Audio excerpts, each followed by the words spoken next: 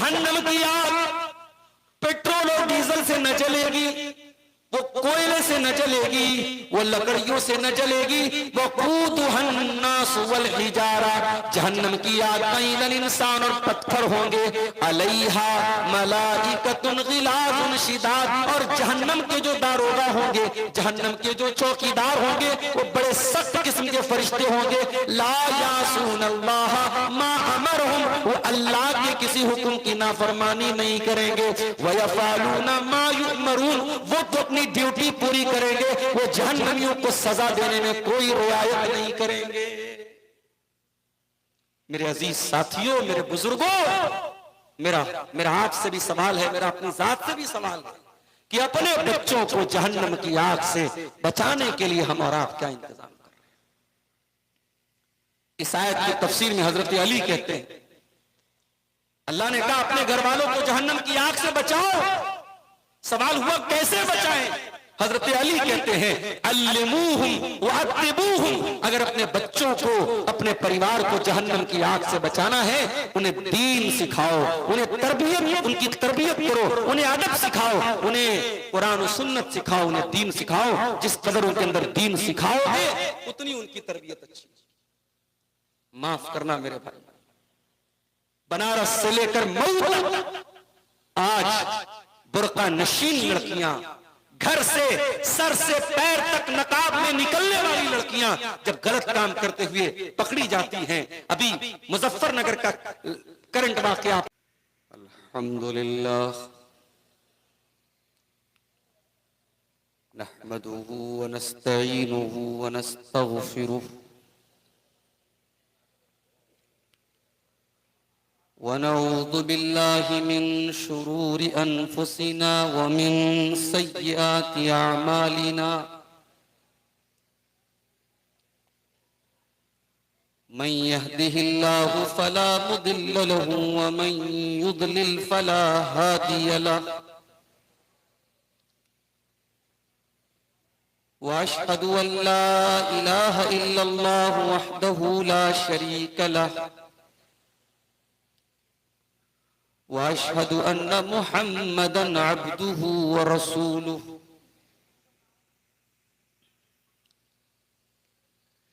या अय्युहल्लज़ीना आमनुत्तक़ुल्लाहा हक़्क़ तुक़ातिहि वला तमूतुन्न इल्ला व अंतुम मुस्लिमून। या अय्युहन्नासु इत्तक़ू रब्बकुमुल्लज़ी खलक़कुम मिन नफ्सिन वाहिदा व खलक़ मिन्हा ज़ौजहा व बत्थ मिन्हुमा रिजालन कसीरन व निसाअ वत्तक़ुल्लाहा अल्लज़ी तसाअलून बिही वल अरहाम इन्नल्लाहा काना अलैकुम रक़ीबा। या अय्युहल्लज़ीना आमनुत्तक़ुल्लाहा वक़ूलू क़ौलन सदीदा युस्लिह लकुम अअमालकुम व यग़फिर लकुम ज़ुनूबकुम व मन युतिइल्लाह व रसूलहु फ़क़द फ़ाज़ फ़ौज़न अज़ीमा। अम्मा बाद फ़इन्न खैरल हदीस किताबुल्लाह व खैरल हदी हदी मुहम्मदिन सल्लल्लाहु अलैहि वसल्लम व शर्रल उमूरि मुहदसातुहा व कुल्ल मुहदसतिन बिदअह व कुल्ल बिदअतिन ज़लालह व कुल्ल ज़लालतिन फिन्नार। अऊज़ु बिल्लाहि मिनश शैतानिर रजीम। बिस्मिल्लाहिर रहमानिर रहीम।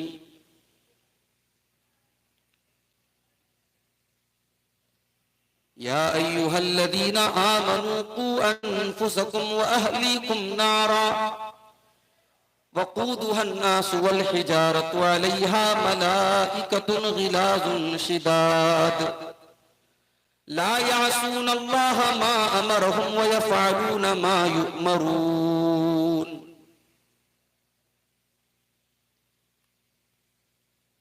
सदर मोहतरम स्टेज पर रौनक अफरोज मुअज़्ज़ज़ मोहतरम उलमाए किराम, जिम्मेदारान जमीयत व जमात, मोहतरम बुजुर्गों, नौजवान भाइयों, माओ और बहनों, प्यारे बच्चों,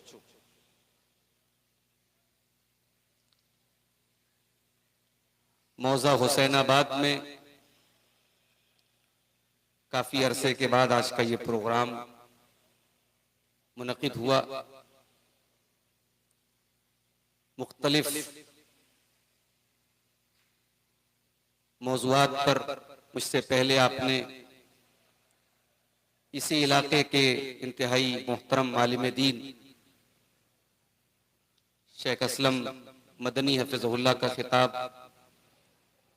उसके बाद शेख परवेज अब्दुल कबीर सफवी हफिज़हुल्लाह का खिताब आप तमाम हजरात ने समाअत फरमाया। मुझे जलसे के जिम्मेदारों ने किसी खास मौजू का उन्वान का मुकल्लफ तो नहीं किया था, मगर एक मौजू मैं समझता हूं कि उस मौजू पर जितनी भी बात की जाए, जितना भी बोला जाए कम है। और अभी जब मैं बनारस से हुसैनाबाद के लिए आ रहा था तो रास्ते में दो मनाजिर मैंने जो देखे, वो दो मनाजिर देखने के बाद मैंने मुनासिब समझा कि इसी मौजू पर आपके सामने कुछ बात की जाए। हमें से हर इंसान एक फैमिली से ताल्लुक रखता है। हम किसी के बेटे हैं, किसी के शौहर हैं, किसी के बाप हैं। हम एक फैमिली के मेंबर हैं, परिवार के सदस्य, एक खानदान के फर्द हैं। और हर इंसान अपनी फैमिली से प्यार करता है, अपने परिवार से मोहब्बत करता है। हर इंसान ये चाहता है कि उसके परिवार के ऊपर कोई मुसीबत ना आए, और अगर किसी के ऊपर कोई मुसीबत आती है तो सबसे पहले उसके परिवार के लोग ही उसको बचाते हैं। जो मुशाहदा है, जो तजर्बा है, वो नहीं है। सवाल ये है कि जिस फैमिली से और जिस परिवार से इस कदर मोहब्बत करते हैं, उस फैमिली की आखिरत के लिए हम क्या मेहनत करते हैं। दुनिया की तकलीफों से अपने बच्चों को हम बचाते हैं, अपनी बेटियों को हम बचाते हैं। जहन्नम की आग से अपने परिवार को बचाने के लिए हम क्या कोशिश कर रहे हैं।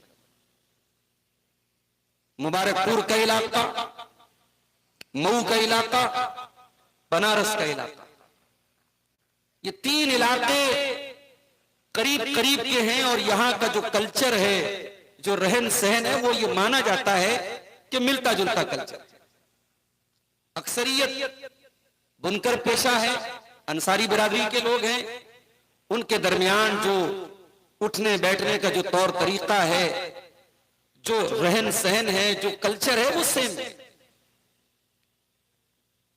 बाकी इलाकों में मिसाल दी जाती है कि साहब मऊ के अंदर, मुबारकपुर के अंदर, बनारस का भी किसी जमाने में जिक्र होता था। अब चूंकि बनारस काफी तरक्की पर गया तो बनारस का जिक्र कम होता है कि साहब इन इलाकों में पर्दा बहुत अच्छा होता है।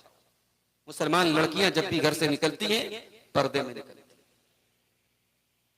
इन इलाकों में आपको बेहयाई नहीं मिलेगी, उरियानियत नहीं मिलेगी, दीनदारी है। आप किसी मुबारकपुर के अंदर, मऊ के अंदर आप चले जाएं, आपको लोगों के अंदर दीनदारी मिलेगी। ये मिजाज था, ये तसव्वुर था, ये इमेज थी इन इलाकों। आज हालात क्या है? हाईवे से जब हम लोग शाहगढ़ के रास्ते से जब मुड़े हैं मुबारकपुर के लिए, रास्ते में हमारे कार के आगे कार जा रही थी और उस कार में वो जो छत को ओपन करने वाली कार होती है, शायद उसको ओपन रूफ या रूफ टॉप क्या बोलते हैं, वल्लाहु आलम, बड़ी नौजवानों में उस कार की बड़ी क्रेज भी होती है। वो कार हमारे आगे से जा रही है, कार का ऊपर का ढक्कन खुला है और 3-4 बुर्का नशीन लड़कियां जो हैं वो माशाअल्लाह उस में से अपना सर निकाल करके वो कैमरा हाथ में लेकर के एंजॉय कर रही है। उनका बुर्का और उनका लिबास ये बता रहा था कि साहब वो इसी इलाके की, मुबारकपुर के और आसपास के इलाके की हैं, और वो इस तरीके से राह चलते उस छत की रूफ में से अपना सर निकाल करके एंजॉय। कुछ आगे हम लोग और आगे बढ़े। जब मुबारकपुर में हम लोग दाखिल हुए तो एक भाई ने हमें बताया कि मौलाना यहां जो है वो फ्राई बड़ी मशहूर है, यहां लड़के लड़कियां फ्राई खाने के लिए आते हैं। मैंने देखा कि दर्जनों की तादाद में बुर्का नशीन लड़कियां निकल रही हैं। मैंने कहा यहां कोई मदरसा चल रहा है क्या? नहीं, बोले यही फ्राई की जगह, यहीं से फ्राई खा के निकल। ये अब आपके मुबारकपुर और मऊ की ये शनाख्त बन रही है। कुछ दिनों पहले मैं हैदराबाद गया, रात के तकरीबन 1-2 बजे दोस्तों ने कहा चलिए मौलाना आपको चाय पिलाते हैं। मैंने सोचा भी रात में कोई होटल खुला होगा, बाज होटल होते हैं हाईवे वगैरह पे 24 घंटे खुले रहते हैं, चाय पी लेंगे चलो। अब वहां एक होटल है बहुत बड़ा, नीलोफर होटल हैदराबाद में। मेरा ख्याल है रात के 1 बज रहे थे। आप यकीन करें रात को 1 बजे जब मैं वहां पहुंचा हूं, वो जमघट है मर्दों का, औरतों का, नौजवान लड़कों का, लड़कियों का, और उसमें मोस्टली ज्यादातर मुस्लिम नौजवान लड़के, वो इलाका भी मुसलमानों का। ये इस कौम की हालत है मेरे भाई। मटर गश्ती करना, बेहतरीन खाने पकाने पर, खाने पीने की चीजों पर तवज्जो देना, घूमना फिरना, बेपर्दगी, बेहयाई, अब ये इस कौम की पहचान बनती चली जा रही है। सिर्फ मेट्रो सिटीज की बात नहीं है, सिर्फ बड़े शहरों की बात नहीं है।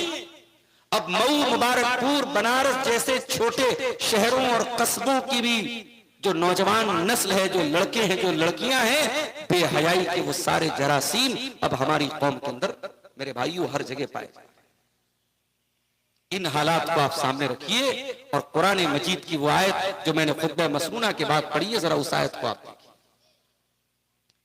या अय्युहल्लज़ीना आमनू कू अनफुसकुम व अहलीकुम नारा वक़ूदुहन्नास वल हिजारतु अलैहा मलाइकतुन गिलाज़। ऐ ईमान वालो, अपने आप को जहन्नम की आग से बचाओ, अपने बच्चों को, अपने परिवार को, अपनी फैमिली को, अपने घर वालों को भी जहन्नम की आग से बचाओ। जहन्नम की आग दुनिया की आग से 70 गुना 70 गुना ज्यादा खतरनाक। अल्लाह के प्यारे नबी फरमाते हैं, सही मुस्लिम की रिवायत है कि जन्नत दुनिया की आग के मुकाबले में जहन्नम की आग 70 गुना ज्यादा खतरनाक। सहाबा ने कहा अल्लाह के नबी, जलाने के लिए तो दुनिया की आग काफी। आपने फरमाया हाँ काफी तो है, मगर अल्लाह ताला इससे 69 गुना ज्यादा उसके अंदर शिद्दत रखेगा, जहन्नम की आग। मेरे प्यारे साथियों, दिल पर हाथ रख करके बताओ, आपका बेटा, आपकी बेटी आपके सामने दुनिया की आग में जलने लगे, क्या आप गवारा करेंगे? अरे जलना तो बड़ी दूर की बात है, आपका बेटा, आपका बेटी, उसको हल्की सी चोट लग जाए, उसके सर पर चोट लग जाए, खून बहने लगे, माँ का कलेजा छलनी हो जाता है, बाप तड़प उठता है, बाप सिसक उठता है।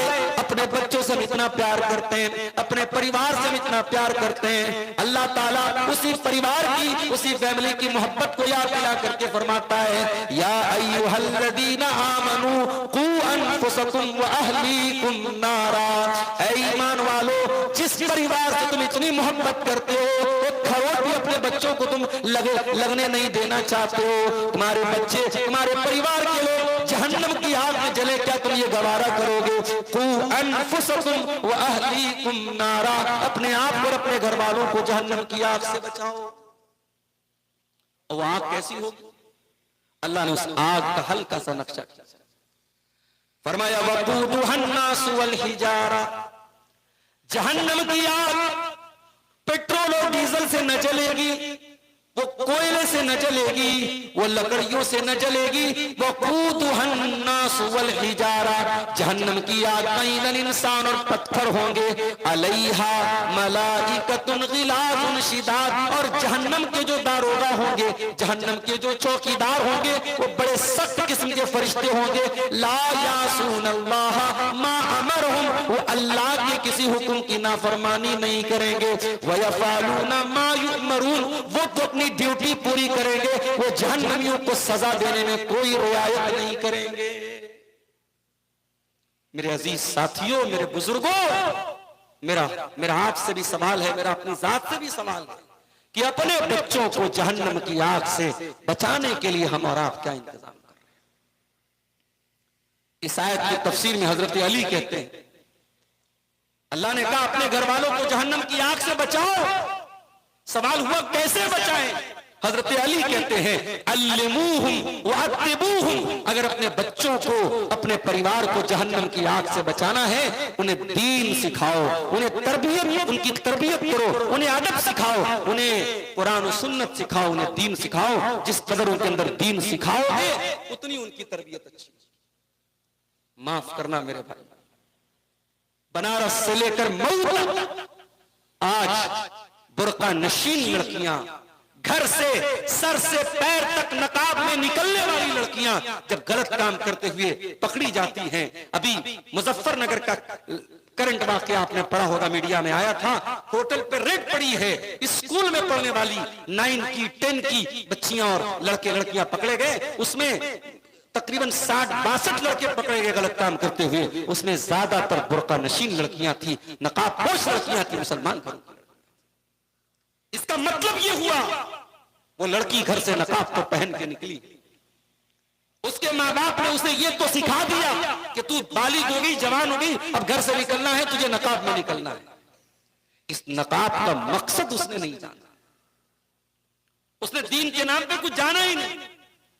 वो कॉन्वेंट में पढ़ती रही, स्कूल में पढ़ती रही, कॉलेज में पढ़ती रही, उसके पूरे सिलेबस में, पूरे निसाब तालीम में, पूरे एजुकेशन सिस्टम में कहीं दीन नहीं था। दीन के नाम पे क्या सिखाया गया? किसी हाफिज जी को, किसी मौलवी साहब को बुला करके रट्टू तोते की तरह कुरान पढ़ा दिया। उस लड़की ने कुरान तो पढ़ा, लेकिन कुरान को कभी समझने की कोशिश नहीं की।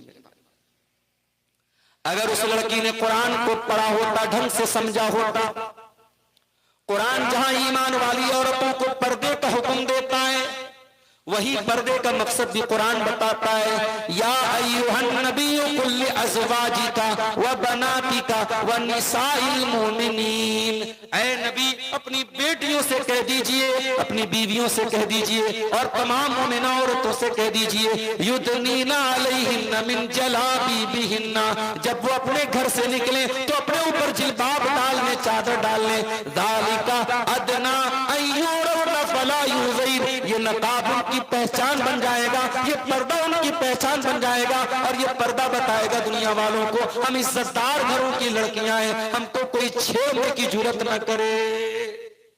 नकाब तेरी पहचान थी, नकाब तेरी शान थी, नकाब तेरा गुरूर था, मगर ऐ मुसलमान खातून, आज इस नकाब को तूने बदनाम कर डाला। आज नकाब पहनकर जब हम बेहयाई और हम जब बेशर्मी के मनाजिर देखते हैं, जब बनारस के बनिया बाग में मुसलमान लड़की नकाब पहन करके डांस करती है और सेल्फी स्टिक के जरिए सेल्फी लेती है, और जब हम मऊ की और मुबारकपुर की लड़कियों के, स्कूल में पढ़ने वाली लड़कियों के वीडियोस वायरल होते हैं, तब हमें अफसोस होता है कि ये नकाब, ये सिर्फ एक ट्रेडिशन के तौर पर, एक घर वालों के प्रेशर के तौर पर यह नकाब पहना गया है, वरना इस नकाब का मकसद इस मुसलमान लड़की को मालूम। और इसकी दलील यह है कि वही लड़की जो नकाब में निकलती है, जब शादी ब्याह का मौका आता है, शादी में खानदान के तमाम नौजवान लड़के वहां पे मौजूद होते हैं, बड़े बड़े जवान लड़के शादी के मौके पर घर में आ रहे हैं, और ये लड़की नकाब को छोड़ो, ये ऐसा ड्रेस पहन करके उसी शादी में मौजूद होती है कि इसके सर पे दुपट्टा तक नहीं होता, इसके जो है गरेबान पे दुपट्टा तक नहीं होता, इसका शरीर, इसका जिस्म नजर आता है। जिन घरों में पर्दा हो रहा है मैं उन घरों की बात कर रहा हूं, जिन घरों से नकाब पहन के लड़कियां निकलती हैं मैं उन घरों की बात कर रहा हूं। शादी ब्याह के मौके पर वो भी अपनी आंखों को बंद कर लेते, नहीं साहब सब चलता है, ये सब कोई हर्ज की बात नहीं है, शादी के मौके पर ये सब चलता है। अल्लाह के प्यारे नबी के दौर में नबी ने शादी की, नबी ने अपनी बेटियों की शादी की, सहाबा ने शादी की। कोई एक मिसाल ला के दे दो मेरे भाइयों कि नबी के घर की औरतों ने, नबी की बेटियों ने या सहाबियात ने कभी पर्दे से कोई समझौता किया हो, कभी शादी के मौके पर अल्लाह के नबी ने अलाउ कर दिया हो, इजाजत दे दी हो, परमिशन दे दी हो, चलो कोई मसला नहीं शादी का मौका है, क्या शादी के मौके पर बेहयाई जायज हो जाती?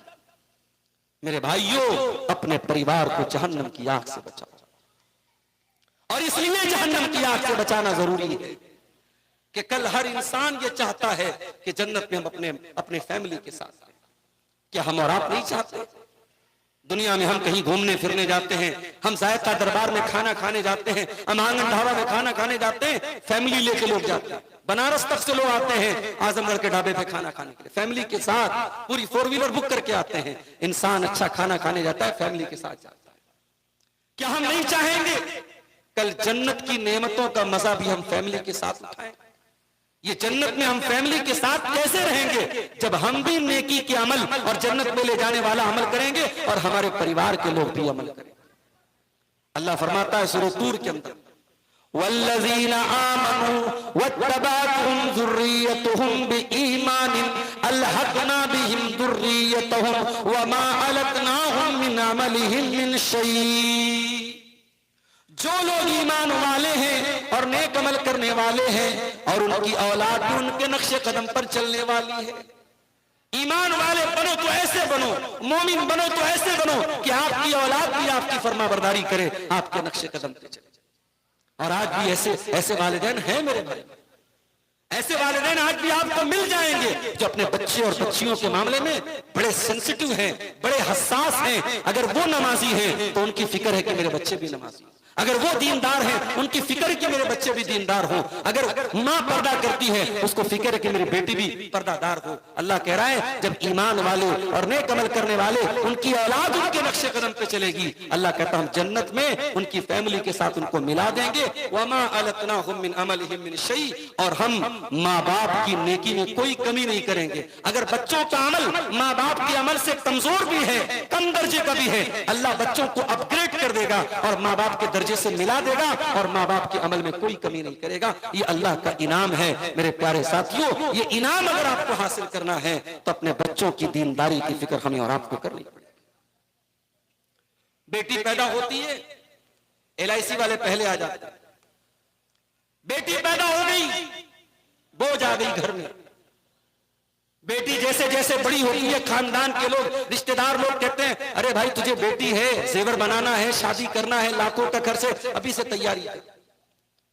बेटी का बाप, बेटी की माँ, जैसे जैसे बेटी बड़ी होती है उनके सीने का ऐसा लगता है कि उनके सीने का बोझ बढ़ रहा है, उनका टेंशन बढ़ रहा है, उनका ब्लड प्रेशर बढ़ रहा है। बेटी को आपने बोझ बना दिया। इन रस्मों रिवाजों के चक्कर में, इन शादी ब्याह के मौके पर होने वाले फजूल किस्म के दिखावे में, वल्लाह ये एक दिन के खाने के लिए और एक दिन की शान और शौकत के लिए और एक दिन की झूठी नाक के लिए लोग कर्जे लेते हैं, लोग जमीनें बेचते हैं, लोग सारी जिंदगी एक शादी करने के बाद फिर उसका कर्जा चुकाते रहते हैं, तब से दूसरी शादी करना। जिसको 4-5 बेटियां हो उसकी सारी जिंदगी गुजर जाती है उन बेटियों की शादी करने। जिसको अल्लाह ने दिया है उसको क्या फर्क पड़ता है, लेकिन जो बेचारा मिडिल क्लास का है, जो मजबूर है, जो गरीब है, समाज ने जो स्टेटस बना दिया, अब वो स्टेटस सिंबल बन गया है, अब वो नाक का मसला बन गया। अब लड़की की शादी है, लड़के की शादी है, इतना जोड़ा कपड़ा जाएगा तो जाएगा। एक जमाना था मऊ मुबारकपुर की शादियां बड़े सादगी से हो जाती, अब वो सादगी धीरे धीरे खत्म हो गया। अब हर चीज में तकल्लुफ आ गया, तसन्नो, बनावट, शो ऑफ, हर चीज में हमें दिखावा करना है। हमारे घर मेहमान आए तो दस्तरखान पे इतने आइटम होना चाहिए, हर चीज में मेरे भाइयों हमने दिखावा कर। इस दिखावे के, इस मुखौटे की जिंदगी को खत्म करो, रियल लाइफ में जिंदगी गुजारो, रियल लाइफ में मत गुजारो। जो जिंदगी, जो हकीकत में हमारी हैसियत है, हमारे पास हैसियत नहीं है, हम 500 लोगों का खाना क्यों कर रहे हैं मेरे भाई? हम कर्जे लेकर के झूठ मूठ के शादी को इतना मुश्किल क्यों बना रहे हैं? अभी बनारस के एक लड़के का ऑडियो वायरल हुआ। वो लड़का बनारस का रहने वाला है, उसकी फैमिली रहती है सूरत में। लड़का वहां पावरलूम चलाता है, काम करता है। लड़का हाफिज कुरान है, 31 साल की उसकी उम्र हो गई, रिश्ता लगे 3-4 साल हो गया। लड़के का बाप उसकी शादी के लिए यानी शादी की तारीख मुतय्यन करने के लिए पहल नहीं कर रहा है। लड़का अपने माँ बाप को फोन करता है और वो फोन रिकॉर्डिंग वायरल हुई है, शायद आपको भी कहीं व्हाट्सएप पर सुनने में आई। उस लड़के ने, वो कोई बनावट नहीं, किसी सीरियल का ऑडियो नहीं, किसी फिल्म का ऑडियो नहीं है, वो रियल लाइफ का ऑडियो है। उस लड़के ने जो दर्द पेश किया है अपने माँ बाप के सामने, बनारस के खास लबो लहजे में, बनारस की जबान में, उसको सुनिए मेरे भाइयों, तो आंखों से आंसू। उस लड़के ने यही कहा अपने माँ बाप से कि मेरी शादी क्यों नहीं कर रहे आप? 31 साल मेरी उम्र हो गई, मुझे रातों में नींद नहीं आ रही है, रिश्ता लगा के आपने छोड़ दिया है, क्यों मुझे हराम काम की तरफ लेके जा रहे हैं आप? जिस तरीके से इंसान को खाने और पानी की जरूरत है, इंसान की जिनसी ख्वाहिशात में उसकी जरूरत है। आज कितने घरों में लड़के लड़कियां बालिग हो चुके हैं, शादी के काबिल हो चुके हैं। इन रस्म और रिवाज ने, इन झूठी नाक ने, इन झूठे चक्करों ने उनकी शादियों को मुश्किल बना के रखा है। और आज जब शादियां मुश्किल हो रही हैं तो हमारी और आपकी कौम के लड़के लड़कियां गलत रास्ता अपना रहे हैं। मेरे प्यारे साथियों, अपने बच्चों को अगर जहन्नम की आग से बचाना है, उनकी शादी भी वक्त पर कीजिए। अकीका का मसला लोग बहुत पूछते हैं, मौलवी साहब बच्चा बहुत बड़ा हो गया, अकीका कर सकते हैं कि नहीं? किसी बच्चे का इंतकाल हो गया, बाप ने अकीका नहीं किया, उसके बारे में पूछ रहे हैं कि मौलवी साहब मर गए, आप बच्चे का अकीका कर सकते हैं कि नहीं कर सकते? अकीका की बड़ी चिंता है तुझको, बेटा मर गया, मरने के बाद भी तुझे अकीका की टेंशन है। जो बेटे जिंदा हैं उन बेटों की तुम तरबियत कर रहे हो, उन बेटियों की तरबियत कर रहे हो तुम, उन बच्चों की सही वक्त पर शादी कर रहे हो तुम? अगर नहीं कर रहे हो तो ये ढकोसलेबाजी बंद करो मेरे भाई। सिर्फ अकीका करा देने से माँ बाप का हक अदा नहीं हो जाता।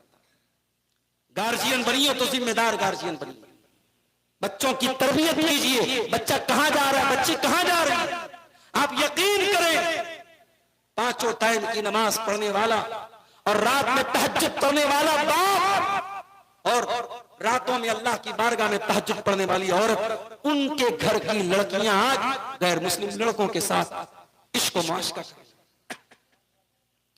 जिन घरों में पर्दा है, जिन घरों में दीनदारी है, उन घरों की लड़कियां भी आज गलत रास्ते अपना रही हैं। ये पूरी कौम के लिए लम्हे फिक्रिया है। अभी हाल ही में मेरे पास एक फोन आया झारखंड से एक नौजवान का। वो रहता है कहां पे? राजस्थान के कोटा शहर में रहता है। कोटा शहर बहुत मशहूर शहर है, वहां मेडिकल की तैयारी करने के लिए लड़के लड़कियां जाते हैं। उस लड़के ने मुझे फोन किया, वो लड़का रो रहा था, जज्बाती था, आंखों से आंसू बह रहे थे उसके, जबान आवाज से पता लग रहा था बच्चा लड़का रो रहा है। उसने कहा मौलाना मैंने 6 महीना पहले इसी कोटा में एक लड़की को देखा था, मेडिकल की तैयारी करने के लिए वो लड़की आई, सर से पैर तक नकाब में थी, मेरा दिल खुश हो गया। चलो हमारी कौम की लड़कियां आज मेडिकल की तालीम पर्दे में रहकर हासिल कर रही हैं, मैं बहुत खुश हो गया। लेकिन मौलाना 1 हफ्ता पहले उसी बुर्का नशीन लड़की को मैंने देखा, उसका बुर्का भी उतर गया, उसका नकाब भी उतर गया और वो गैर मुस्लिम लड़कों के साथ कुल छर्रे उड़ा रही है। और जब मैंने जाकर के उससे पूछा कि तू तो मुसलमान लड़की थी, तू तो पर्दा करने वाली लड़की थी, तो अब वो अपने आप को मुसलमान कहने को भी तैयार नहीं है। ये हालात है हमारी कौम। आज धनतेरस का त्योहार था, हमारे गैर मुस्लिम भाइयों के यहाँ एक रस्म है कि धनतेरस वाले दिन कुछ न कुछ जरूर खरीदारी करना चाहिए। आप बिहार में चले जाइए, वहां एक बड़ी तादाद में मुसलमान आपको मिल जाएंगे। मुसलमानों का यह मानना है कि आज के दिन हमें झाड़ू ही सही हमें खरीदना है।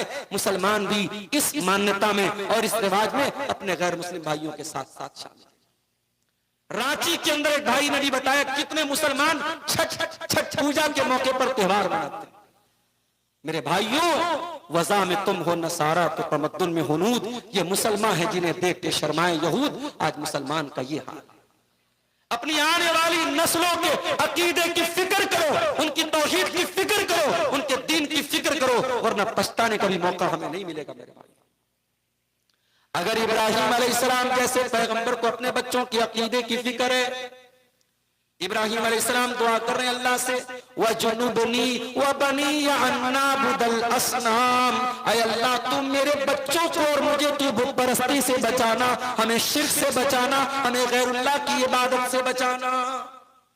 अगर इब्राहिम को अपने बच्चों के बारे में शिर्क की चिंता है, मेरे प्यारे साथियों, हमें और आपको तो और ज्यादा होनी चाहिए। इब्राहिम अलैहिस्सलाम अपने बाप के बारे में दुआ करते हैं, वग़फ़िर ली अबी इन्नहु कान मिनज़्ज़ालिमीन, ऐ अल्लाह मेरे बाप को तू बख्श दे, मेरा बाप गुमराहों में से, वला तुख़्ज़िनी यौम युबअसून, और ऐ अल्लाह तू मुझे क़यामत के दिन रुसवा मत करना। अपने बाप की चिंता है हज़रत इब्राहिम कि क़यामत के दिन मैं तो अल्लाह का खलील, मैं तो अल्लाह का पैगंबर, और मेरा बाप जहन्नम की आग में जाए, ये तो मेरी जिल्लत और रुसवाई का सबब होगा। अल्लाह से दुआ करते हैं, अल्लाह क़यामत के दिन तू मेरी रुसवाई, मुझे रुसवाई से बचा ले और मुझे क़यामत के दिन की तू जिल्लत से बचा ले। याकूब अलैहिस्सलाम को देखिए, याकूब अलैहिस्सलाम का आखिरी टाइम में उनके 12 बेटे, बाप के मरने के टाइम में 12 बेटे अपने बाप के पास मौजूद है। कुरान कहता है, अम कुंतुम शुहदा इज़ हज़रा याकूब अल मौत इज़ क़ाल लिबनीहि मा ताबुदून मिन बादी क़ालू नाबुदु इलाहका व इलाह आबाइका इब्राहीम व इस्माईल व इसहाक इलाहन वाहिदा। हज़रत याकूब अपने बच्चों से कहते हैं कि मेरे बच्चों, मेरे बाद तुम किसकी इबादत करोगे? हमारे यहाँ बाप मरने लगता है, जमीन की बात करता है, जायदाद की बात करता है, सोना चांदी की बात करता है, रुपये पैसे की बात करता है। याकूब अलैहिस्सलाम अकीदे की बात कर रहे हैं, दीन की बात कर रहे हैं, तौहीद की बात कर रहे हैं। मा ताबुदून मिन बादी, मेरे बाद तुम किसकी इबादत करो? क़ालू नाबुदु इलाहका व इलाह आबाइका, बेटे कहते अब्बा जान, हम उसी एक अल्लाह की इबादत करेंगे जिसकी इबादत आप करते हैं और जिसकी इबादत हमारे बाप दादा करते थे, इब्राहिम करते थे, इस्माइल करते थे, इसहाक करते थे। ये फिक्र है पैगंबर को, ये फिक्र हमें क्यों नहीं? हमारे बच्चे आज तौहीद से दूर है मेरे भाई, हमारे बच्चे आज दीन की बड़ी बेसिक बातों से दूर। हम मुतमईन हैं, हमारा बेटा बड़ा कारोबारी है, कपड़े की लाइन का काम करने वाला, साड़ी की लाइन का काम करने वाला, साड़ी को हाथ में लेके बता देता है इसमें धागा कौन सा लगा है, इसमें तानी कौन सी, इसमें बाना कौन सा है, इसमें जरी कौन सी लगी है, ये प्योर है, असली है, नकली है, क्या है, A to Z सब बता देता है। इतनी महारत। आपका बेटा अपने कारोबार की ABCD जानता है, अपनी दुनिया की ABCD जानता है, आखिरत के बारे में आपका बेटा क्या जानता है? अल्लाह कुरान में कहता है, मेरे कुछ बंदे ऐसे भी हैं जो अपनी दुनिया के बारे में तो बहुत माहिर हैं, यालमूना ज़ाहिरम मिनल हयातिद दुनिया व हुम अनिल आखिरति हुम गाफिलून। उनके पास दुनिया की तो बहुत नॉलेज है, लेकिन आखिरत के मामले में बिल्कुल गाफिल है। आखिरत की न कोई नॉलेज है, न आखिरत की कोई फिक्र है। इमाम हसन बसरी रहमतुल्लाह अलैह कहते हैं कि बाज लोग इतने माहिर होते हैं कि दीनार को अपने नाखून पर रख के बता देंगे दीनार का वजन क्या है। वमा युहसिनु अन युसल्ली रकअतैन, मगर 2 रकात नमाज आप पढ़वा लीजिए, 2 रकात नमाज नहीं पढ़ पाएंगे। दुनिया के इतने माहिर कि नाखून पर रख के सोने के सिक्के का वजन बता दे, और दीन के मामले में इतने जीरो है कि वो 2 रकात नमाज भी नहीं पढ़ पाएंगे। आज माफ कीजिए, हमारे नौजवान नस्ल का यही हाल है, और लड़कियों का तो और बुरा हाल, औरतों का तो और बुरा हाल है। औरतों में दीन की जानकारी का अभाव इस कदर है मेरे भाइयों के बयान के बाहर। इसलिए मैं अक्सर अपनी तकरीरों में ये बात कहता हूं कि अगर आपके मोहल्ले की मस्जिद में औरतों का इंतजाम नहीं है तो जरूर होना चाहिए, कम से कम अहले हदीस मस्जिद में तो जरूर होना चाहिए। आज हम दूसरों को सबक दे रहे हैं, दूसरों को नसीहत दे रहे हैं। मैं झारखंड में मैंने देखा, बंगाल में मैंने देखा, बिहार में मैंने देखा, बहुत सारी बल्कि अक्सर अहले हदीस की मस्जिदों में औरतों का इंतजाम। आम नमाजों में छोड़ दीजिए, ईदैन की नमाज में, ईद और बकरीद की नमाज में, ईदगाह में कितने इलाकों में, झारखंड का एक इलाका है भागलपुर से करीब का गोड्डा का इलाका, वहां कोयले की कान वगैरह है, बड़ा मशहूर इलाका है, वहां मेरा जाना। देखा साहब वहां ईदगाह है, माशाल्लाह बहुत बड़ी ईदगाह है, कहा मौलवी साहब हमारे यहाँ औरतों का इंतजाम नहीं रहता। मैंने जुमा का खुतबा दिया, समझाया बुझाया, बैठ करके जिम्मेदारों से बात की, अल्हम्दुलिल्लाह वहां पे ईदगाह में भी शुरुआत हो गई, मस्जिद में भी शुरुआत हो गई। आप यकीन करें मेरे भाई, हम बीमार होते हैं, सर्दी लगती है, डॉक्टर हल्की फुल्की दवा दे देता है, लेकिन वायरल फीवर हो जाता है, अगर हमें टाइफाइड हो जाता है तो डॉक्टर फिर हमें तगड़ा वाला एंटीबायोटिक देता है।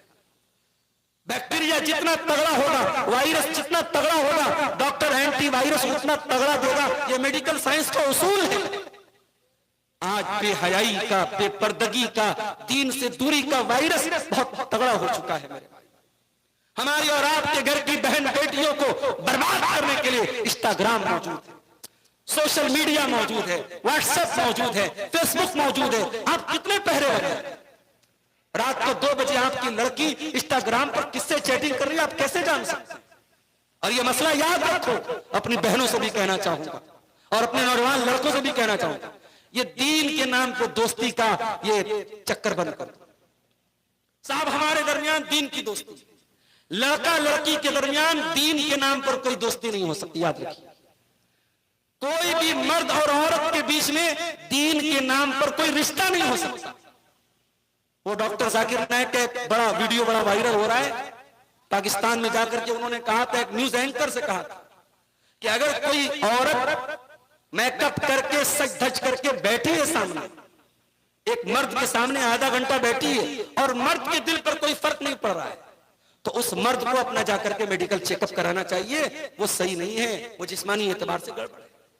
ये नेचुरल बात है, ये फैक्ट बात है, ये रियल बात है। अल्लाह ताला ने मर्द और औरत के दरमियान कशिश रखी है और इसीलिए अल्लाह के नबी फरमाते हैं, ला यख्लुवन्न रजुलुन बिइम्रातिन इल्ला वसालिसुहुम शैतान। जब कोई मर्द और औरत अकेले में मिलते हैं, तन्हाई में मिलते हैं, तो तीसरा वहां शैतान। मेरी बहनों याद रखना, इंस्टाग्राम पर आपको मैसेज करने वाला, फेसबुक पर आपको मैसेज करने वाला, व्हाट्सएप पर आपसे बातें करने वाला भी अगर लड़का है, अगर मर्द है और आप एक लड़की एक औरत है और आप उससे बातें कर रही हैं, तो नबी की ये हदीस वहां पर भी लागू हो रही है, इल्ला वसालिसुहुम शैतान, तीसरा शैतान। अगर आपको ये लगता है लड़का बहुत दीनदार है, बहुत मुत्तकी है, बहुत परहेजगार है और मैं भी बहुत पर्दा करने वाली हूँ, मैं आलिमा हूँ, मैं फाजिला हूँ, वो लड़का अपने दौर का बहुत बड़ा आलिम है और मैं बहुत बड़ी आलिमा हूँ, अगर वो बहुत बड़ा अल्लामा और आप बहुत बड़ी आलिमा है, तब भी अल्लाह के नबी की हदीस यहाँ पर लागू होगी, इल्ला वसालिसुहुम शैतान, तीसरा शैतान मौजूद है। हमारे नबी से ज्यादा पाक बास कौन हो सकता था मेरे भाई? हमारे नबी के पास औरतें आती थी, इस्लाम कबूल करती थी, बैत लेती थी। अल्लाह के नबी कभी उनसे मुसाफा नहीं करते थे, पर्दे की आड़ से बैत ले लेते थे। वो बैत करती थी, हम शिर्क नहीं करेंगी, हम चोरी नहीं करेंगी, हम ज़िना नहीं करेंगी, अपने शौहर की इताअत करेंगी, किसी पर बहतान नहीं लगाएंगी। वो बैत करती थी। अल्लाह के नबी कहते थे ठीक है, हमने तुम्हारी बैत को कबूल कर लिया। कभी नबी ने किसी औरत से मुसाफा, किसी गैर महरम औरत से मुसाफा नहीं। बड़े बड़े अल्लामा लोगों के वीडियो में देखता हूं, साहब कोई जवान औरत आई, उसके सर पे हाथ रख के प्यार से जो है उसको प्यार और एहतराम से उसको प्यार दे रहे हैं। क्या बदतमीजी, क्या बेहूदगी है। अगर आप बहुत बड़े आलिम हैं, बहुत बड़े अल्लामा हैं, वो जवान लड़की आपके लिए महरम नहीं हो जाएगी। जो महरम है वो महरम रहेगा, जो गैर महरम है वो गैर महरम रहेगा। अभी मऊ से मेरे पास एक फोन आया, एक साहब ने मसला पूछा, कहा कि शेख साहब एक मसला पूछना है। मैंने कहा क्या मसला है? कहा कि एक औरत उम्रा करने जाना चाहती है, उस औरत के शौहर का इंतकाल हो गया है और उसके बेटे तो हैं मगर बेटे अभी जाना नहीं चाहते, तो उस औरत की देवरानी जा रही है और देवरानी अपने बेटे के साथ जा रही है। तो जाहिर है कि जो देवरानी का बेटा जा रहा है वो औरत उसकी चची हुई, तो क्या चची के साथ वो लड़का जा सकता है उम्रा करने? मैंने कहा भाई चची जो होती है वो गैर महरम होती है, चची के साथ तो नहीं जा सकती। तो उन्होंने कहा कि शेख असद आजमी साहब ने भी यही फतवा दिया है। मैंने कहा बड़े बदतमीज आदमी, हमारे उस्ताद है, इतने बड़े आलिम है, उन्होंने फतवा दे दिया, बता दिया, फिर तुम मुझसे क्यों पूछ रहे हो? ये भी बहुत बड़ा मसला है। यानी आज मुसलमान का हाल ये है कि वो उलमा से मसला नहीं पूछता, वो गुंजाइश निकलवाता है, कहां से मुझे गुंजाइश मिल जाए, कहां से मुझे रास्ता मिल जाए। मेरे भाइयों, जो गैर महरम है वो किसी मौलवी के फतवे से, किसी मुफ्ती के फतवे से वो महरम नहीं हो जाएगा। जो गैर महरम है वो गैर महरम रहेगा, जो महरम है वो महरम रहेगा। हमारे यहाँ गैर महरम महरम का फर्क भी मिटता चला जा रहा है। हम अपने घरों में मोहल्ले के लड़कों से अपनी लड़कियों को पर्दा कराते नहीं, मोहल्ले का लड़का है, लेकिन खाला का लड़का आया, चाचा का लड़का आया, मामा का लड़का आया, ताया का लड़का आया, हमारी जवान बेटी के सामने उठता है, बैठता है, हंसी मजाक करता है, वो उसे चाय देती है, उसे नाश्ता कराती है, उसके सामने खाना सर्व करती है। हमारी गैरत कहां मर गई? हमारी गैरत कहां मर गई? हमारी गैरत, हमें चुल्लू पर पानी में डूब मरना चाहिए कि हम अपने घरों में इस बेगैरती को प्रमोट कर रहे हैं, इस बेगैरती को बढ़ावा दे रहे हैं। माफ करना मेरे भाइयों, घर से औरत को पर्दे में निकाल देने से, नकाब में निकाल देने से पर्दे का हक अदा नहीं होता। आपको घर के अंदर होने वाली बेहयाई को भी रोकना पड़ेगा।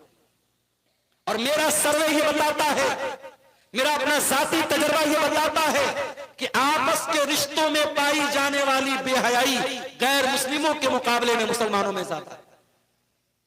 गैर मुस्लिमों के यहाँ मामा की लड़की को बहन मानते हैं, चाचा की लड़की को बहन मानते हैं, ताया की लड़की को बहन मानते हैं। वो उनके यहाँ और बेहयाई हो रही है, मगर मामा चाचा ताया की लड़की के साथ वो डरते हैं, वो बहन मानते हैं। हमारे यहाँ चूंकि बहन मानते भी नहीं और बहन है भी नहीं, तो हमारे यहाँ ये जो रिश्ते कजिन सिस्टर और ब्रदर के जो रिश्ते हैं, इन रिश्तों में बड़ी लापरवाही।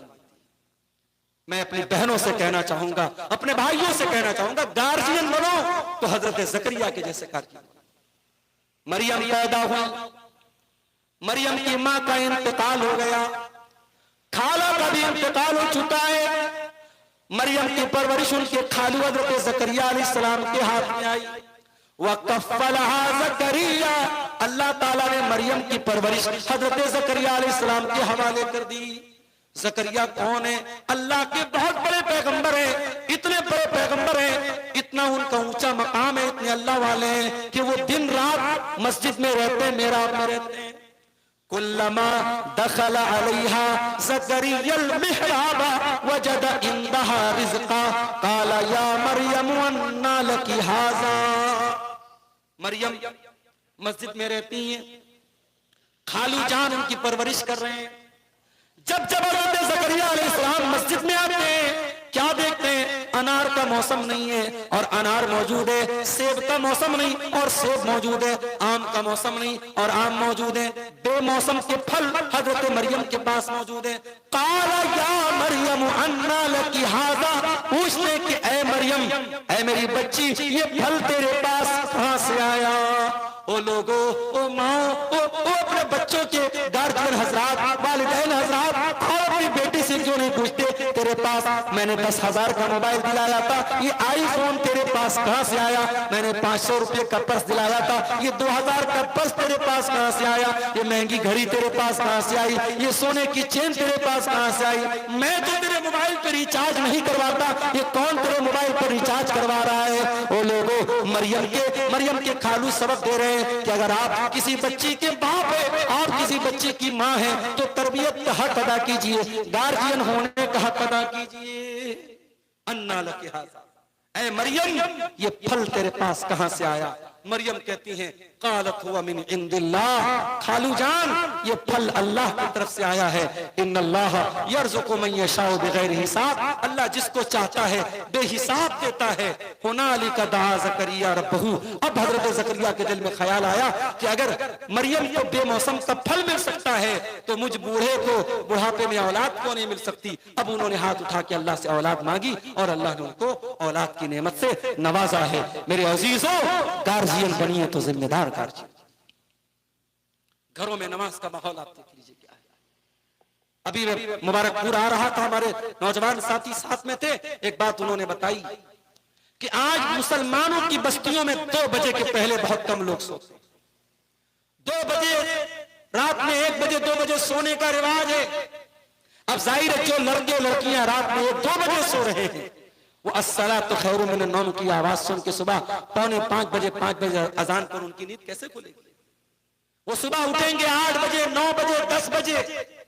लेकिन आप सुबह के 4 बजे जब रास्ते पर निकलिए, आजमगढ़ के हाईवे पर आप चले जाइए, आप मऊ के रास्ते पर चले जाइए, सड़कों पर आपको गैर मुस्लिम लड़के जॉगिंग करते हुए और एक्सरसाइज करते हुए और वॉकिंग करते हुए आपको मिल जाएंगे। जो काम हमारा था, जो पहचान हमारी थी, सुबह को उठना और सुबह के टाइम की बरकत हासिल करना, वो काम आज दूसरी कौम के लोग कर रहे हैं। आज हमारी कौम के लड़के लड़कियां रात को 2 बजे तक इंटरनेट पर लगे हैं, मोबाइल में लगे हैं, चैटिंग में लगे हैं, हराम चीजों में लगे हैं और सुबह फजर की नमाज में गायब हैं। मेरे अजीजों, अपने बच्चों को जहन्नम की आग से बचाना है तो मैं उस बाप से कहना चाहूंगा जो बुढ़ापे में लाठी पकड़ करके मस्जिद में आता है, उस बाप से कहना चाहूंगा, उस माँ से कहना चाहूंगा जो बूढ़ी हो चुकी है और बड़ी मुश्किल से खांसते हुए और कराहते हुए बिस्तर से उठती है और वजू बना के नमाज पढ़ती है, उस माँ से और उस बाप से कहना चाहूंगा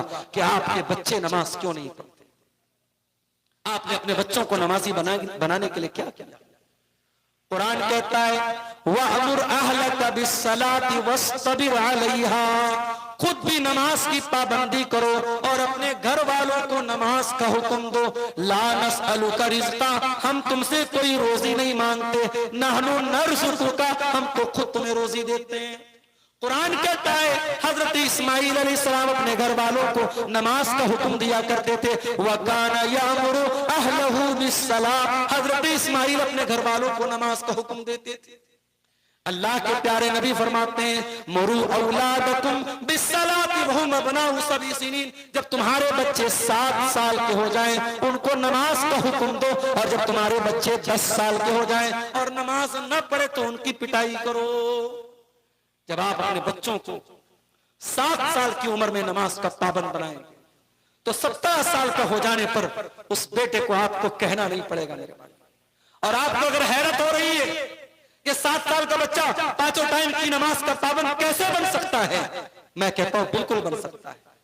अगर वालिदैन मेहनत करें, वालिदैन तवज्जो दें, वालिदैन आदत डलवा दें, जो बच्चे को बचपन से जिस चीज की आदत पड़ जाएगी इंशाअल्लाह वो कभी नहीं छूटेगी।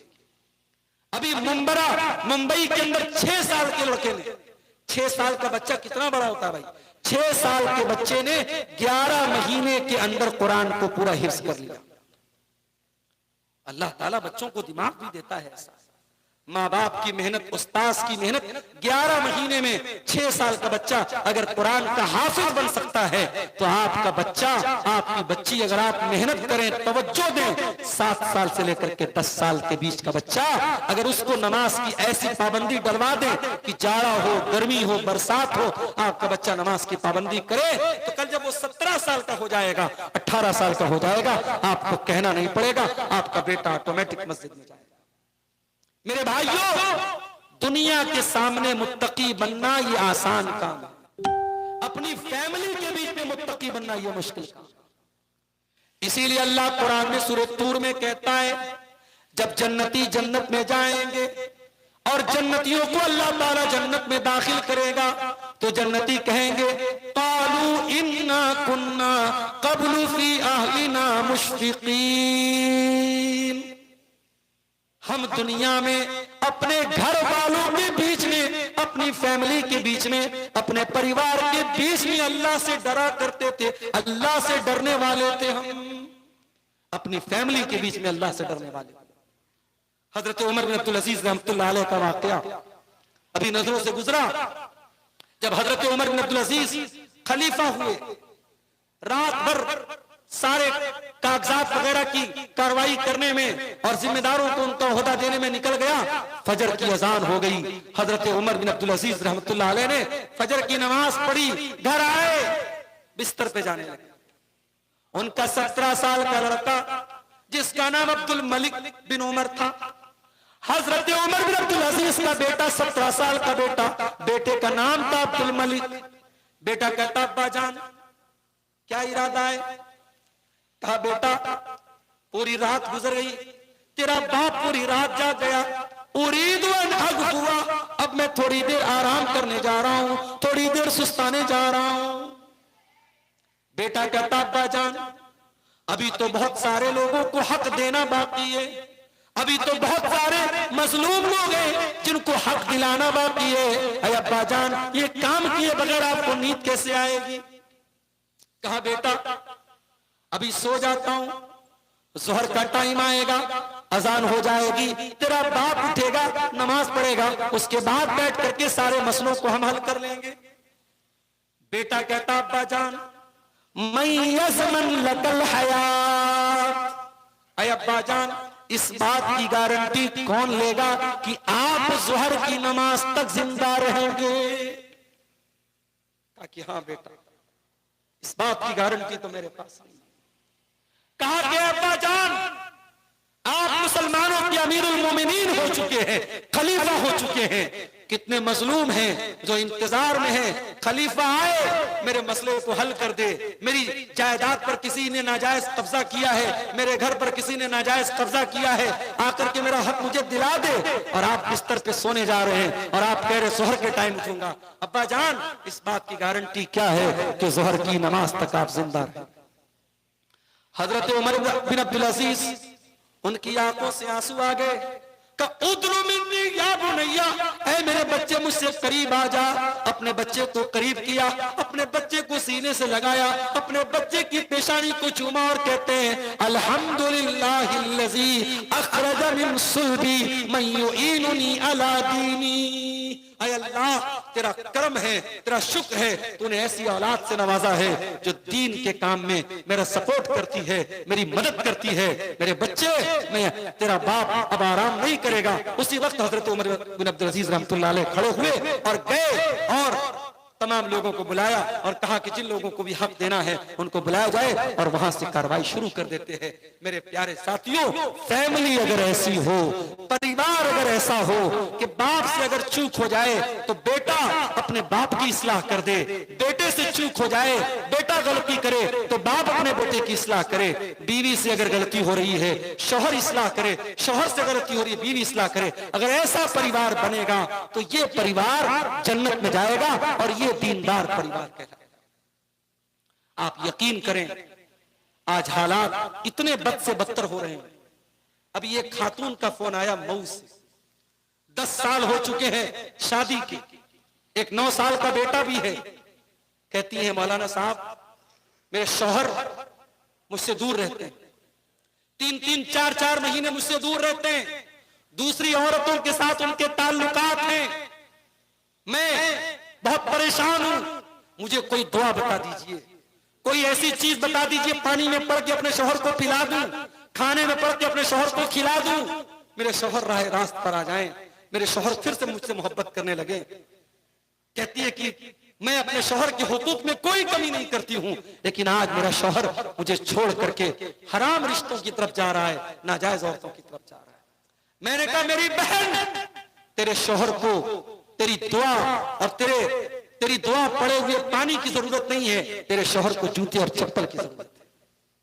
तेरे शौहर पर कोई जादू नहीं हुआ है, कोई किसी ने मंत्र नहीं पड़ा है, तेरे शौहर पर शैतान हावी है।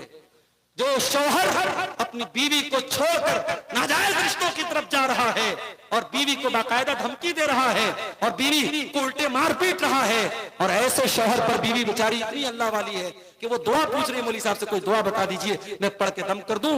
ऐसी बहनों को मेरा यही जवाब है कि उसे पढ़ करके दुआ पढ़ करके पानी पीने की जरूरत देने की जरूरत नहीं है, उसको जूते और चप्पल से मारने की जरूरत है। आज एक्स्ट्रा मैरिटल अफेयर आम होते जा रहे हैं, नाजायज रिश्ते आम होते जा रहे हैं।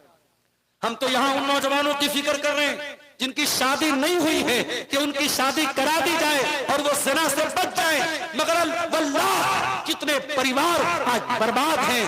शादीशुदा औरतें और शादीशुदा मर्दों के गलत हरकतों की वजह से आज ये ज़िनाकारी और बदकारी उन घरों में भी आ रही है जहां शादी हो चुकी है। वजह क्या है? वजह यही है कि शौहर बीवी एक दूसरे के रिश्ते की नजाकत को नहीं समझ रहे। न शौहर ये समझ रहा है कि ये बीवी मेरे निकाह में आई है, मेरे लिए हलाल है, किसी और के साथ ये रिश्ता मेरे लिए जायज नहीं है। और ना बीवी ये समझ रही है कि मैं अपने आप को इस तरीके से मेंटेन करके रखूं कि मेरे शौहर की नजरें कहीं और न जाएं। दोनों एक दूसरे के हुकूक का ख्याल रखें, एक दूसरे के बारे में अल्लाह से डरे, तो शायद ऐसी नौबत ना आए। मगर मेरे साथियों, आज इसी समाज में हम देखते हैं एक्स्ट्रा मैरिटल अफेयर भी सामने। दीनदार फैमिली वो होती है जहां बीवी का कदम बहकने लगे तो शौहर बचा ले, शौहर का कदम बहकने लगे तो बीवी बचा ले। अल्लाह के प्यारे नबी फरमाते हैं, लियत्तखिज़ अहदुकुम कल्बन शाकिरा व लिसानन ज़ाकिरा व ज़ौजतन मुमिनतन तुईनुहु अला अम्रिल आखिरा। ओ लोगों, तुम्हें अगर खजाना बनाना है तो 3 चीजों को खजाना बना लो।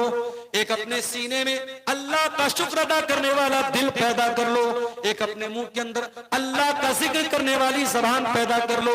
वह ज़ौजतन मुमिनतन तुईनुहु अला अम्रिल आखिरा, और ऐसी नेक और दीनदार औरत को बीवी बना करके लाओ जो आखिरत के कामों में तुम्हारी मदद करे। अपनी माओ से भी कहना चाहूंगा, रिश्ता देखने जाओ तो इस हदीस को याद कर लेना। पैसे वाली बहू लाई, खूबसूरत बहू लाई, तो कौन सा कमाल कर दिया।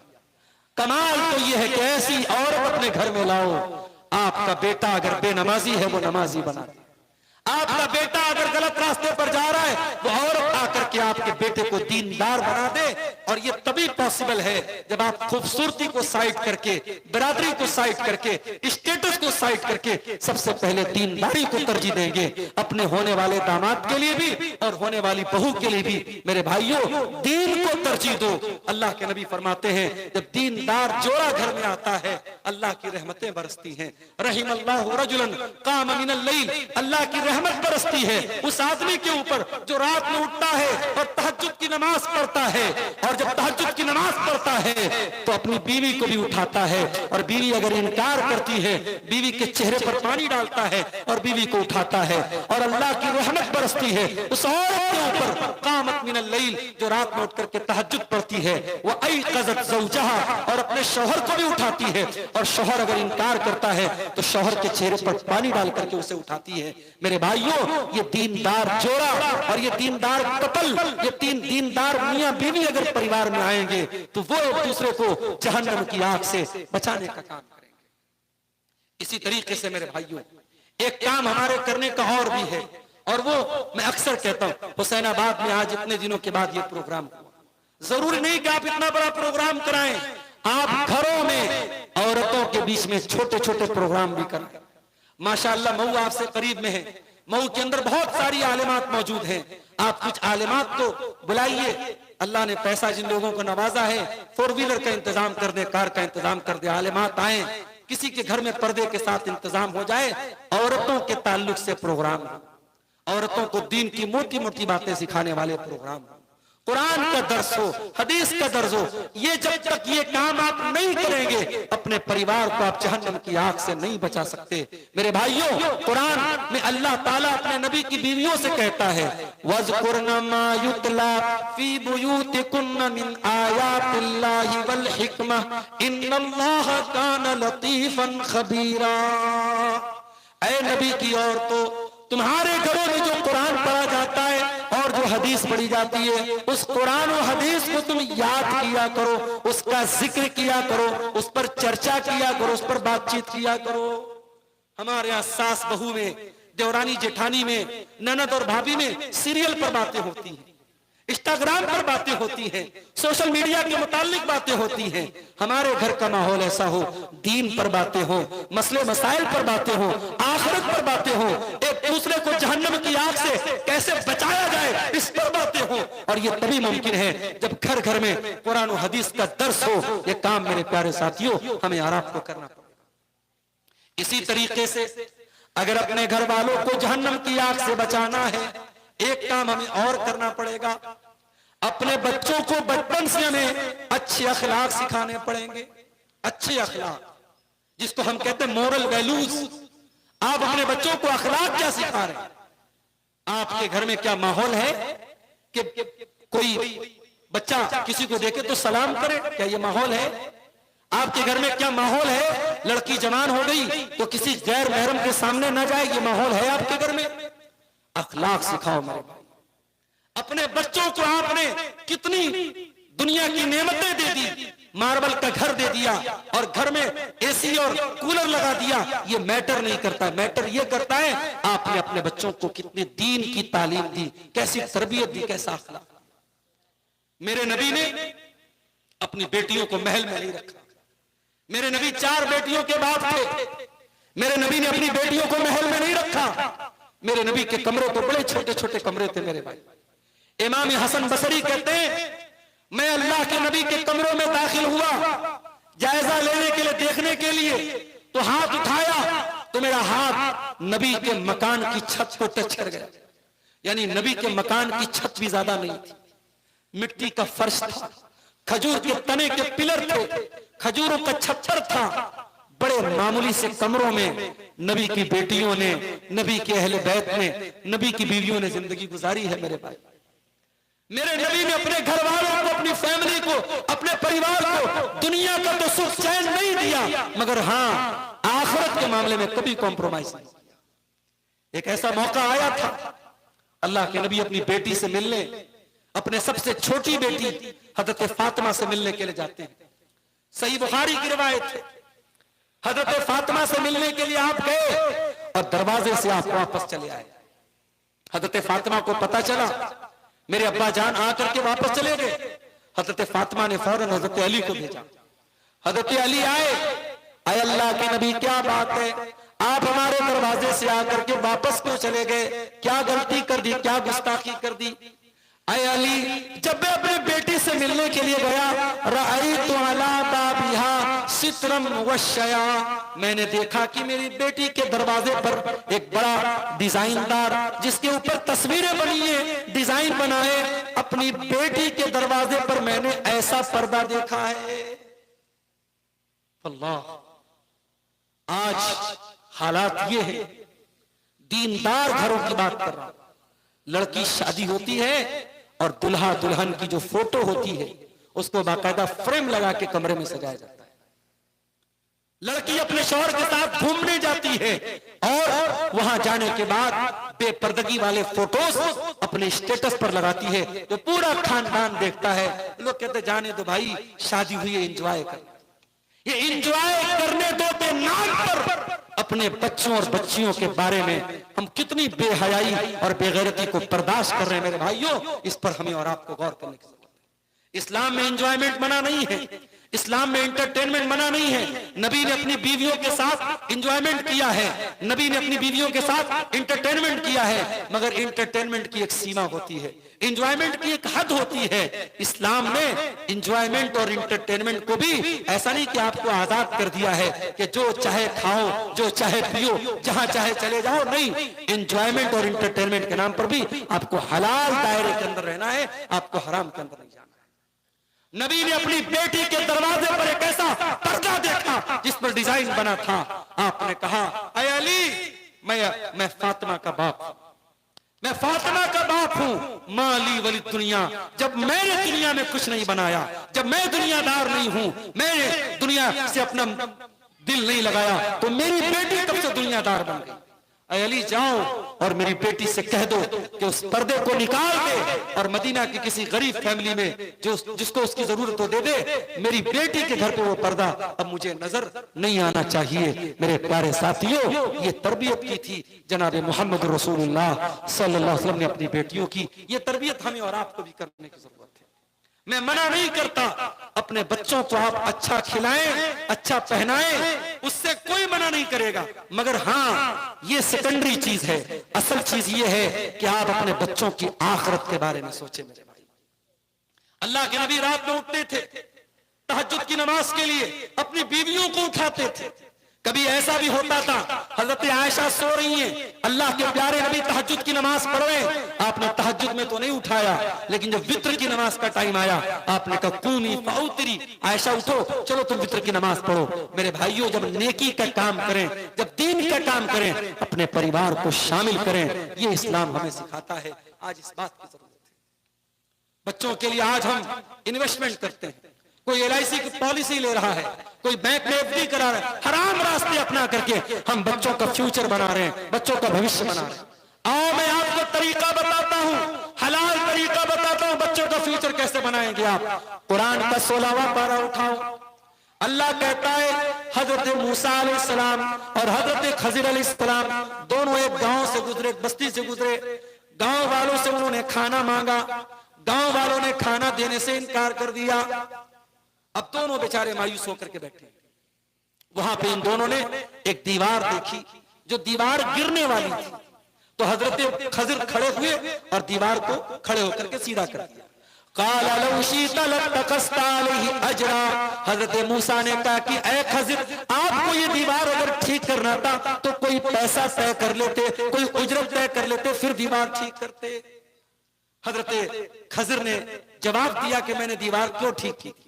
फरमाया व अम्मल जिदारु फकाना लिगुलामैनि यतीमैनि फिल मदीनति व काना तहतहु कन्जुल लहुमा व काना अबूहुमा सालिहा। ऐ मूसा, वो दीवार दो यतीम बच्चों के मकान की दीवार थी और दीवार गिरने वाली थी, और दीवार के नीचे उन बच्चों के बाप ने खजाना छुपा के रखा था। अगर दीवार गिर जाती, खजाना सामने आ जाता और गांव के लोग लूट के लेके चले जाते। तो चूंकि उन यतीम बच्चों का बाप नेक था, बाप नेक था, तो अल्लाह ने मुझे हुक्म दिया कि मैं दीवार को ठीक कर दूं, ताकि बच्चे कल जब जवान हो जाएं तो अपने खजाने, अपने बाप के दबाए हुए खजाने को हासिल कर। इस आयत की तफसीर में अल्लामा इब्न कसीर रहमतुल्लाह अलैह ने अब्दुल्लाह इब्न अब्बास का कौल नकल किया है। अब्दुल्लाह इब्न अब्बास कहते हैं हुफिजा बिसलाह अबीहिमा, उन दोनों यतीम बच्चों के माल की हिफाजत उनके बाप की नेकी की वजह से हुई।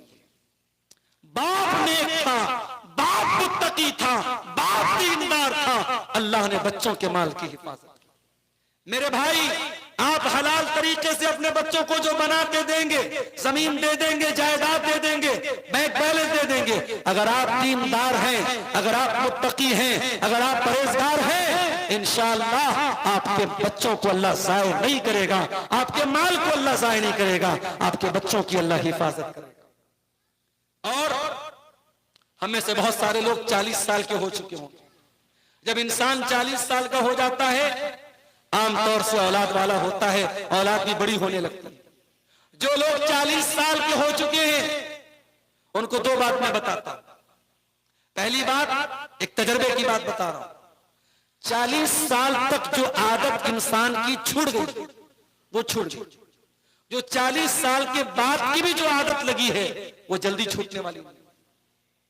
जिन मर्दों के अंदर नजरों की बेहयाई पाई गई, 40 साल की उम्र तक, वो बुढ़ापे में कब्र में पैर लटकाने तक देखा गया कि वो उस लानत में, उस लत में शामिल है।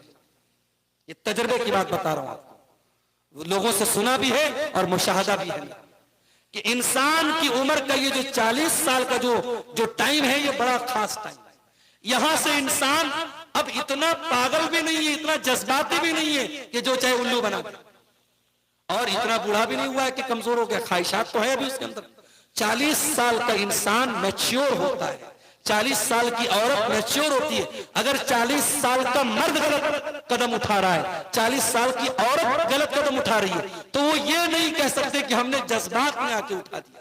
नहीं, जज्बात में 18 साल का लड़का लड़की जा सकते हैं, 40 साल वाला नहीं जा सकता है। अब जज्बात की उम्र निकल गई, अब तुम मैच्योर हो चुके हो, पुख्ता हो चुके हो। हत्ता इज़ा बलग अशुद्धहु व बलग 40 सनतन, जब इंसान 40 साल का हो जाए, क़ाल रब्बि औज़िनी अन अश्कुरा निअमतकल्लती अनअमता अलैया। अब कुरान एक दुआ सिखा रहा है। जितने लोग 40 साल के हो गए, वो इस दुआ को खास तौर से याद कर लें और इसको पढ़ा करें। रब्बी औज़िनी अन अश्कुरा निअमतकल्लती अनअमता अलैया, ऐ मेरे परवरदिगार, तू मुझे तौफीक दे कि मैं तेरी नेमत का शुक्रिया अदा करूं, जो नेमत तूने मुझको नवाजी है और मेरे वालिदैन को नवाजी है। देखिए, जब आप 40 साल के हो, इसका मतलब कि आपने जिंदगी का 2/3 हिस्सा गुजार दिया। इस उम्मत की एवरेज उम्र 60 से 70 साल के बीच। अगर आप 40 साल के हो गए, इसका मतलब कि आपकी जिंदगी की शाम हो चुकी है, अब दिन ढलने वाला है। तो अब अल्लाह का शुक्र अदा कीजिए कि अय अल्लाह, जवानी मैंने देख ली, बचपन मैंने देख लिया, शादी मैंने कर ली, बच्चे मेरे हो गए। अय अल्लाह, तेरा शुक्र है जो तूने मेरे ऊपर किया है, और जो नेमत तूने मेरे वालिदैन पर की है उसका भी मैं शुक्र अदा करता हूं। रब्बी औज़िनी अन अश्कुरा निअमतकल्लती अनअमत अलैया व अला वालिदैया व अन आमल सालिहन तर्दा। और ऐ अल्लाह, तू मुझे तौफीक दे कि मैं ऐसा नेक अमल करूं जिससे तू राजी हो जाए। ये दुआ मांगी आप अल्लाह से। 40 साल के बाद ये दुआ मांगी, ऐ अल्लाह, नेक अमल की तौफीक दे। 40 साल के बाद अगर आप अपनी नजरों की हिफाजत नहीं कर पा रहे, अपनी शर्मगाह की हिफाजत नहीं कर पा रहे, अपनी जबान की हिफाजत नहीं कर पा रहे, तो ये बहुत सोचने का मकाम है, ये गौर करने का मकाम है कि अल्लाह ताला आपको उस नेकी की तौफीक क्यों नहीं दे रहा है, बुराई से क्यों नहीं बचा रहा। बंदा अल्लाह से दुआ करे कि अल्लाह ऐसे नेक अमल की तौफीक दे जिससे तू राजी हो जाए। वो अस्लिहनी फी ज़ुर्रियती, और ऐ अल्लाह, तू मेरी औलाद की इस्लाह फरमा दे, मेरी औलाद को तू नेक बना दे। देखिए, औलाद के लिए दुआ की, 40 साल की उम्र में औलाद के लिए दुआ करने का हुक्म दिया अल्लाह। इन्नी तुब्तु इलैका व इन्नी मिनल मुस्लिमीन, ऐ अल्लाह, मैं तेरी बारगाह में रुजू करता हूँ और बेशक मैं मुसलमानों में से हूँ। ये दुआ है कुरान के 26वें पारे में। आप पहले पेज को पलटेंगे, आपको ये दुआ मिल जाएगी। 40 साल की उम्र अगर हो गई और आप साहिब औलाद हैं, तो मेरे भाइयों इस दुआ को पढ़ा करो, औलाद के हक में दुआ किया करो मेरे अजीज। और आखिरी बात बयान करके बात खत्म करता हूं। औलाद के लिए दुआ आपने कर ली, लेकिन एक चीज और रह गई, और वो चीज क्या है कि आप अपनी औलाद के पैदा होने के पहले, अभी औलाद दुनिया में आई नहीं है, अभी आपकी शादी होने वाली है, आप अपनी होने वाली औलाद के लिए जब मां का इंतखाब करें, वहां भी शरीयत कहती है कि आप नेक औरत का इंतखाब करें। यह भी औलाद का हक बताया है उलमा ने, यह आपकी होने वाली औलाद का हक है। और बात आसार में ये अल्फाज मिलते हैं, तखय्यरू लिनुतफिकुम, कि अपने नुतफे के लिए अच्छी औरतों का इंतखाब करो, अपनी होने वाली औलाद के लिए अच्छी औरतों का इंतखाब करो। इसलिए कि अगर खराब और गड़बड़ किस्म की औरत तुम्हारे घर में आएगी तो पूरी नस्ल को बर्बाद कर देगी, पूरी नस्ल को बर्बाद कर देगी। और नेक और दीनदार औरत आएगी तो पूरे घर को जन्नत बना देगी।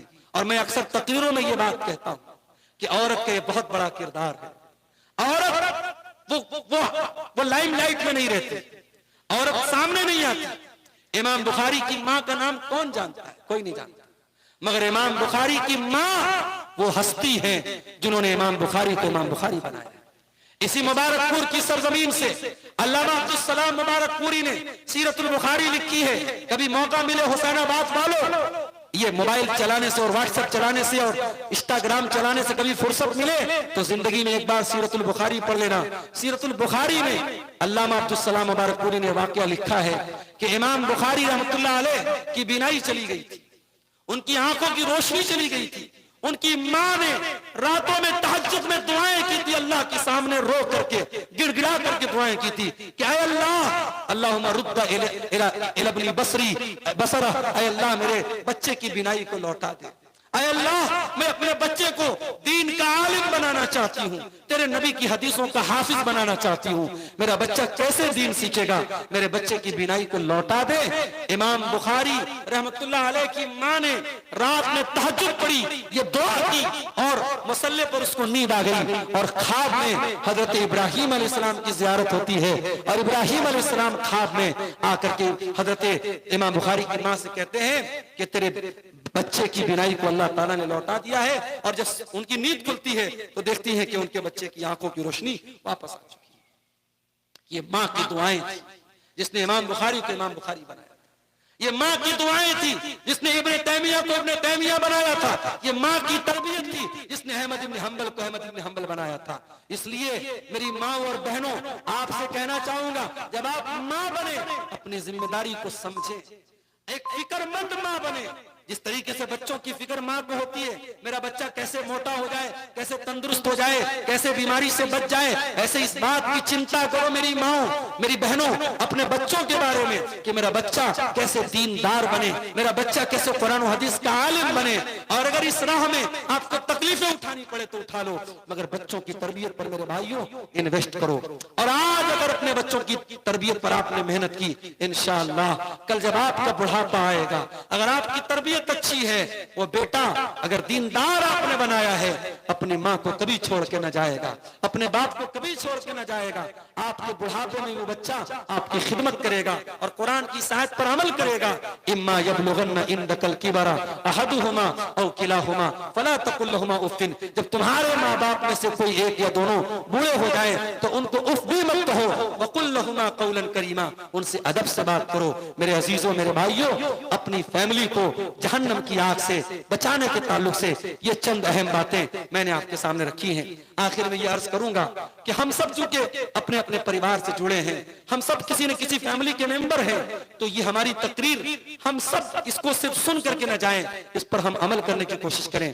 जो बाप है वो एक अच्छा जिम्मेदार बाप बने, जो बेटा है वो एक फर्माबरदार और दीनदार बेटा बने, जो माँ है वो एक जिम्मेदार माँ बने, जो बेटी है एक फर्माबरदार और नेक बेटी बने।